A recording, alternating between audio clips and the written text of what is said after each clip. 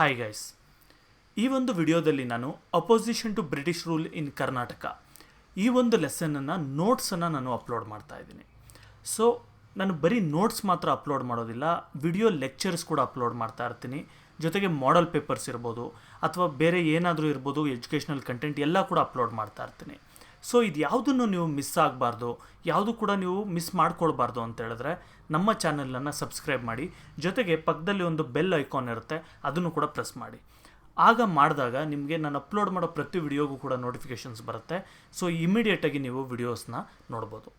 ಇದ್ರ ಜೊತೆಗೆ ನಾನು ಇನ್ನೂ ಹೆಚ್ಚು ವಿಡಿಯೋ ಮಾಡಬೇಕು ಅಂದ್ಕೊಳ್ತಾ ಇದ್ದೀನಿ. ಸೊ ಅದಕ್ಕೋಸ್ಕರ ನಾನು ಯಾವಾಗ ಹೆಚ್ಚು ವಿಡಿಯೋ ಮಾಡ್ಬೋದು ಅಂತ ಹೇಳಿದ್ರೆ ನನ್ನ ಚಾನಲ್ ಇನ್ನೂ ತುಂಬ ಬೆಳೆದಾಗ.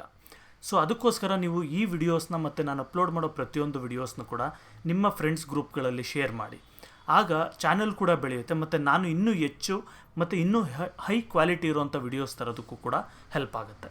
ಸೊ ಇಷ್ಟು ಹೇಳ್ತಾ ಈ ಒಂದು ನೋಟ್ಸ್ನ ನಾನು ನೆರೇಟ್ ಮಾಡೋಕ್ಕೆ ಶುರು ಮಾಡ್ತೀನಿ. Fill in the blanks with suitable answers. The first Anglo-Mysore War took place between Hyder Ali and British. ಮೊದಲನೇ ಆಂಗ್ಲೋ-ಮೈಸೂರು ವಾರ್ ಯಾರ ಮಧ್ಯದಲ್ಲಿ ನಡೀತು? ಹೈದರ್ ಅಲಿ ಮತ್ತು ಬ್ರಿಟಿಷರ ಮಧ್ಯದಲ್ಲಿ ನಡೀತು. The second ಆಂಗ್ಲೋ-ಮೈಸೂರು war ended with Salbai treaty. ನೋಡಿ, ಎರಡನೇ ಆಂಗ್ಲೋ-ಮೈಸೂರು ವಾರ್ ಇದೆಯಲ್ಲ, ಇದು ಯಾವ ಟ್ರೀಟಿ ಮಾಡ್ಕೊಂಡು ಇವರು ಯುದ್ಧನ ನಿಲ್ಲಿಸಿದ್ರು? ಸಾಲ್ಬಾಯ್ ಟ್ರೀಟಿ ಅಂತ ಅದು ಒಂದು ಅಗ್ರಿಮೆಂಟ್ ಮಾಡ್ಕೊಳ್ತಾರೆ. ಆ ಅಗ್ರಿಮೆಂಟ್ ಮಾಡ್ಕೊಂಡ್ಮೇಲೆ ಯುದ್ಧನ ನಿಲ್ಲಿಸೋದು. Kittur Rani Chennamma adopted a boy named Shivalingappa. ನೋಡಿ, ಕಿತ್ತೂರು ರಾಣಿ ಚೆನ್ನಮ್ಮ ಒಂದು ಹುಡುಗನ ಅಡಾಪ್ಟ್ ಮಾಡ್ಕೊಳ್ತಾರಲ್ಲ, ದತ್ತು ತಗೊಳ್ತಾರಲ್ಲ, ಯಾವ ಹುಡುಗನ ಹೆಸರದು? ಶಿವಲಿಂಗಪ್ಪ ಅಂತ. Rayanna of Kittur state belong to Sangolli village. ನೋಡಿ, ನಮ್ಗೆ ಗೊತ್ತು ಸಂಗೊಳ್ಳಿ ರಾಯಣ್ಣ ಅಂತೆಲ್ಲ ಹೇಳ್ತೀವಲ್ಲ, ಅವರು ಯಾವ ವಿಲೇಜ್ಗೆ ಸೇರಿದ್ರು, ಹಳ್ಳಿಗೆ ಸೇರಿದ್ರು? ಸಂಗೊಳ್ಳಿ. ಅದೇ ಅವ್ರ ಹೆಸರಿಗೆ ಬಂದು ಸಂಗೊಳ್ಳಿ ರಾಯಣ್ಣ ಆಗಿರೋದು. Surapura is in the present district of Yadgir. ಈಗ ಸುರಪುರ ಎಲ್ಲ ನಿಮ್ಗೆ ಗೊತ್ತಲ್ವ, ಲೆಸನಲ್ಲಿ ಅದ್ರ ಬಗ್ಗೆ ಎಲ್ಲ ಕಂಪ್ಲೀಟ್ ಎಕ್ಸ್ಪ್ಲೇನ್ ಮಾಡಿದ್ದೀನಿ. ಸೊ ಈ ಸುರಪುರ ಯಾವ ಡಿಸ್ಟ್ರಿಕ್ಟಲ್ಲಿದೆ? Yadgir. The Bedas of Halagali village of Belgaum district rebelled against the British. ನೋಡಿ, ಈ ಬೇಡಾಸ್ ಇದ್ರಲ್ಲ, ಹಳಗಳಿ ಬೇಡಾಸ್ ಅಂತ ನಾವು ಕರಿತೀವಿ. ಸೊ ಇವರು ಯಾವ ವಿಲೇಜಿಗೆ ಸೇರಿದ್ರು? ಹಳಗಲಿ ಅನ್ನುವಂಥ, ಅಲಗಲಿ ಅಥವಾ ಹಳಗಲಿ ಅನ್ನುವಂಥ ವಿಲೇಜ್ಗೆ ಸೇರಿರ್ತಾರೆ. ಇದು ಬೆಳಗಾಂ ಡಿಸ್ಟ್ರಿಕ್ಟಲ್ಲಿ ಇದೆ. The Amarasulya rebellion was basically a farmers rebellion. Amarasulya rebellion ಇತ್ತಲ್ಲ, ಇದು ಯಾರು ಶುರು ಮಾಡಿದಂಥ ರೆಬೆಲಿಯನ್ ಆಗಿತ್ತು? ಫಾರ್ಮರ್ಸು ಇದನ್ನು ಲೀಡ್ ಮಾಡಿದಂಥ ರೆಬೆಲಿಯನ್ ಆಗಿತ್ತು. ಶುರು ಮಾಡಿದ್ದು ಅಂತಲ್ಲ, ಲೀಡ್ ಮಾಡಿದ್ದು ಜಾಸ್ತಿ ಜನ ಫಾರ್ಮರ್ಸ್ ಇದ್ರು ಅಂತ ಅರ್ಥ. Discuss in groups and answer later. How did Hyder Ali come to power? ನಮಗೆಲ್ಲ ಹೈದರ್ ಅಲಿ ಅಂದರೆ ಯಾರು ಅಂತ ಗೊತ್ತು, ಟಿಪ್ಪು ಸುಲ್ತಾನ್ ಅವರ ತಂದೆ. ಸೊ ಹೈದರ್ ಅಲಿ ಯಾವ ರೀತಿ ಅಧಿಕಾರಕ್ಕೆ ಬರ್ತಾನೆ, ಅದರದ್ದು ಆನ್ಸರ್ ಇದೆ. After the death of Aurangzeb, Mughal empire was weekend. As A result, the Mughals last political control over south India. A lot of political struggles took place in Carnatic region. Before this, the death of Chikkadevaraja Odayar in 1704 created the various political challenges in Mysuru state. His death created the problems of succession and administration. So ನಾನು ಇದೆಲ್ಲ ಓದ್ತಾ ಇದ್ದೀನಿ, explanation ಎಲ್ಲ ಕೂಡ ನಾನು video ಲೆಸನಲ್ಲಿ ಅಥವಾ video ಲೆಕ್ಚರಲ್ಲಿ ಮಾಡಿದ್ದೀನಿ. So repeat ಮಾಡೋದು ಬೇಡ ಅಂತ. All these developments clouded the politics of Mysuru. Hyder Ali gained prominence in this scenario of uncertainty that clouded over the Mysuru and Carnatic regions. He joined Mysore army as an ordinary soldier but was known for his shrewd political moves. He came into prominence during the siege of Devanahalli and military action against Nizam of Arcot. So ishtu kuda idradu answer ಒಂದ್ಸರಿ ನೋಡ್ಕೊಂಬಿಡಿ. Second question. What are the effects of second ಆಂಗ್ಲೋ-ಮೈಸೂರು war? ಈಗ second ಆಂಗ್ಲೋ-ಮೈಸೂರು war ಅಂತ ಗೊತ್ತು. ನೋಡಿ, Anglo ಅಂದರೆ British ಅವರು, ಮೈಸೂರು ಅಂದರೆ ನಮ್ಮ ಮೈಸೂರು ಸಂಸ್ಥಾನ. ಸೊ ಗೊತ್ತು. ಈ ಇಂಗ್ಲೀಷ್ ಅವ್ರಿಗೂ ಮೈಸೂರವ್ರಿಗೂ ಆದಂಥ ಎರಡನೇ ಯುದ್ಧನ ಸೆಕೆಂಡ್ ಆಂಗ್ಲೋ-ಮೈಸೂರು ವಾರ್ ಅಂತ ಕರಿತೀವಿ. ಸೊ ಈ ಸೆಕೆಂಡ್ ಆಂಗ್ಲೋ-ಮೈಸೂರು ವಾರ್ನ ಎಫೆಕ್ಟ್ಸ್ ಏನಿತ್ತು ಅಂದರೆ ಈ ಯುದ್ಧ ನಡೆದಿದ್ದರಿಂದ ಏನೇನಾಯಿತು ಅಂತ. Okay, answer.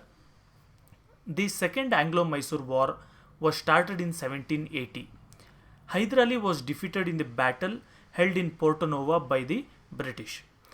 This increased the confidence of the British and also changed the direction of the battle.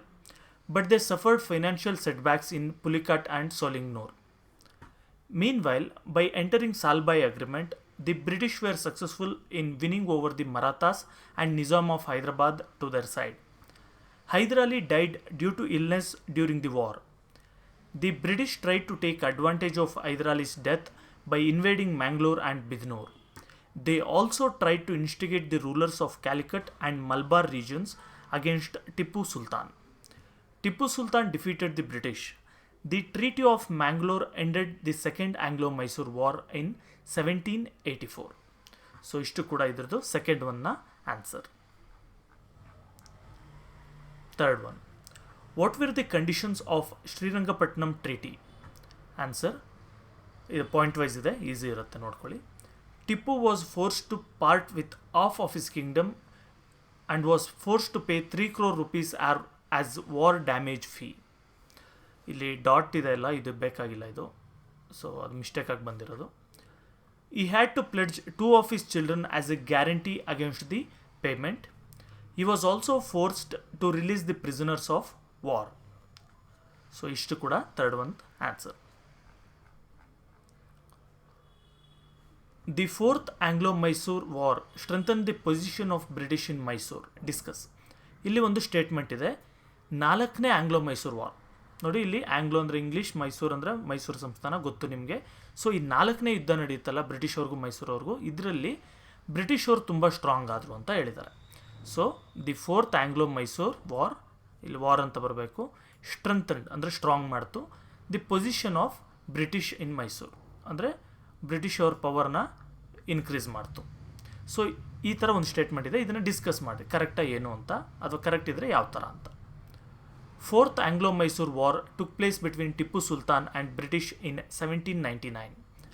The British were able to destroy the strong fort. Tippu died while fighting the British in 1799.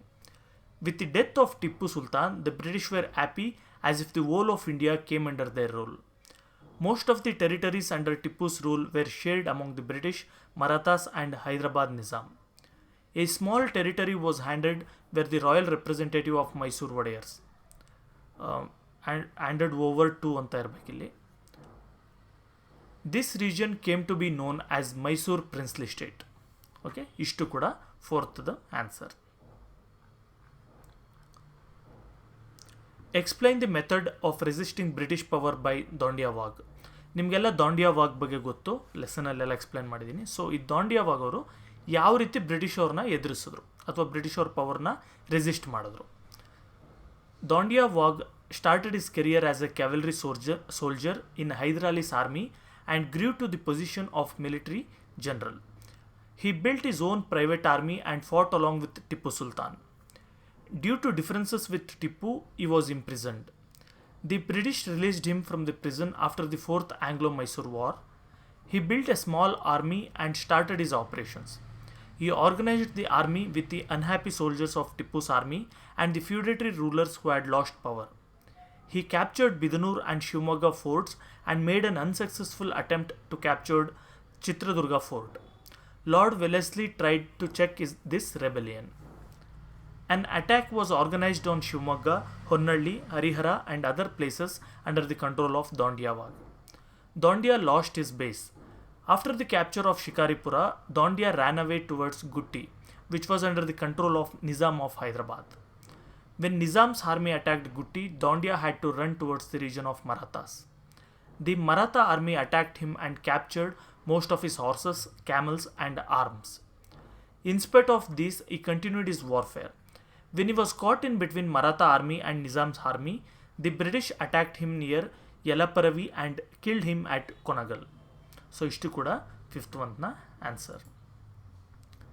Sixth, explain the method adopted by Rayana to fight the British.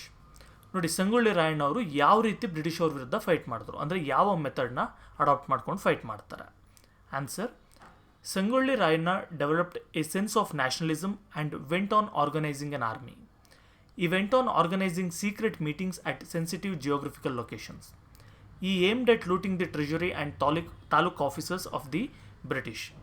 He had an army of 500 men. He became furious with the villagers who were assisting the British army.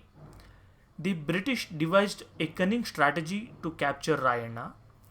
They encouraged Desais who were opposing Rani Chennamma, WERE ಬರಬೇಕು. They encouraged Desais who were opposing Rani Chennamma. An Amaldar named Krishnaraya joined hands with them. Thus Rayana was cunningly captured and brought down to Dharwad. He was declared as an offender and was hanged till death. So ishtu kuda sixth answer. Explain the contribution of Puttabasappa of Kodagu in freedom struggle. ಅಂದರೆ ಪುಟ್ಟಬಸಪ್ಪ ಅಂತ ಗೊತ್ತು ನಿಮಗೆ, ಕೊಡಗು ಅವರು. ಇವರು ಯಾವ ರೀತಿ freedom ಸ್ಟ್ರಗಲಲ್ಲಿ participate ಮಾಡಿದ್ರು, ಏನೇನು ಕಾಂಟ್ರಿಬ್ಯೂಷನ್ ಇವ್ರಿಗೆ ಬ್ರಿಟಿಷ್ ಅವ್ರ ವಿರುದ್ಧ ಹೋರಾಡೋದಕ್ಕೆ ಅಂತ. Answer: Puttabasappa took over the leadership of the rebellion. The rebellion started in the hilly region. Puttabasappa organized the rebels and calmed down the people. He declared that tax on tobacco and salt, SALT, will be withdrawn if the rebel government assumes power. The rich farmers, landowners and local chieftains were assured of this move. Puttabasappa killed an Amaldar who was known for his brutality, further increased the popularity of Puttabasappa. The rebels marched towards Mangalore to capture it. The British were engaged in fortifying their fort in Mangalore. The rebels marched towards Mangalore through Panimangalore and Bantwal. They looted the treasury and prison of Bantwal. The British sought the army of Talacheri, Kannur and Bombay to quell this uprising. On hearing this development, Puttabasappa and his associated fled towards Sulya. The British captured them with the help of people in Kodagu. Puttabasappa, Lakshmappa, Bangarasa, Kedambadi, Ramaya Gowda and Guddemane Appaya were all hanged till death. So ishtu kuda 7th. 8th question. Discuss the Surapura rebellion in brief. ನಿಮಗೆಲ್ಲ ಗೊತ್ತು ಸುರಪುರ ವೆಂಕಟಪ್ಪ ನಾಯಕ ಇದೆಲ್ಲ. So ಈ Surapura rebellion ಅಂದರೆ ಈ ಸುರಪುರದವರೆಲ್ಲ ಸೇರಿ British ಅವ್ರ ವಿರುದ್ಧ ತಿರುಗಿ ಬೀಳ್ತಾರಲ್ಲ, ರೆಬೆಲಿಯನ್ ಅಂದರೆ. ಸೊ ಅದ್ರ ಬಗ್ಗೆ ಡಿಸ್ಕಸ್ ಮಾಡಿ, ಅಂದರೆ ಏನೇನು ನಡೀತು ಅಂತ. Answer: Surapura is at 50 kilometers from the present day Yadgiri. Venkatappa Nayaka came to throne at an early age. His ascendance to throne was opposed by Krishna Nayaka's brother Peddanayaka. This resulted in internal struggles. The British interfered in the affairs of Surapura. In 1842, they appointed Meades Taylor as their political agent and gained proxy power over Surapura. In 1857, it came to the notice of the government that the representatives of Nana Saheb were present in Surapura. The British appointed an officer named Campbell to report on the various activities of the king. The officer submitted a report to the resident of Hyderabad that the king is involved in the misadministration. The British army captured Surapura in 1858. The war continued. There are confusions regarding Venkatappa Nayaka's end. So ishtu kuda 8th answer.